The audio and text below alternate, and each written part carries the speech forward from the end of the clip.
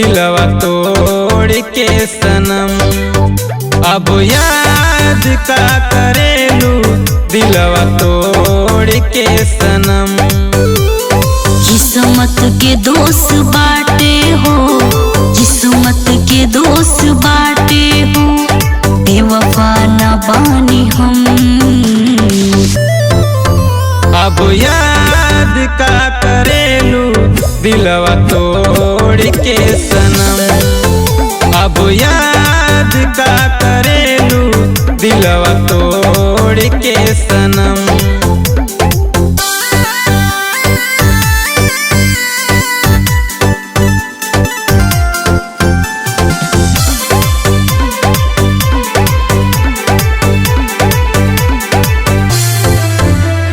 दिल से प्यार घटल ना बचपन के जान अबले। अखिया के लोरवा बहुत रोनी जियब जान जबले। दिल से प्यार घटल ना बचपन के जान अबले। अखिया के लोरवा बहुत रोनी जियब जान जबले। हम हूँ ना खुश बानी हो, हम हूँ ना खुश बानी हो, तुहरा के देख गम। अब याद का करेलू दिलवा तोड़ के सनम। अब याद का करेलू दिलवा तोड़ के सनम।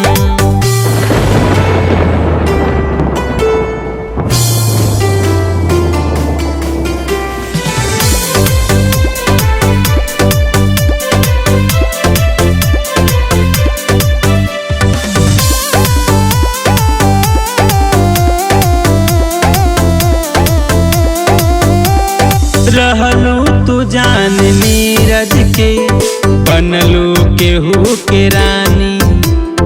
तू ही हो बड़ दिलवा में, ससुरा में भोले बहानी।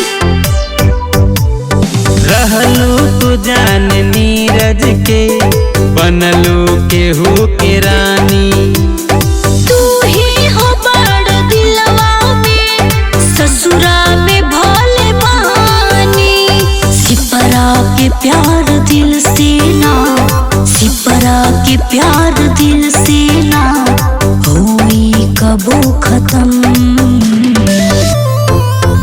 अब याद का करेलू दिलवा तोड़ के सनम। अब याद का करेलू दिलवा तोड़ के सनम।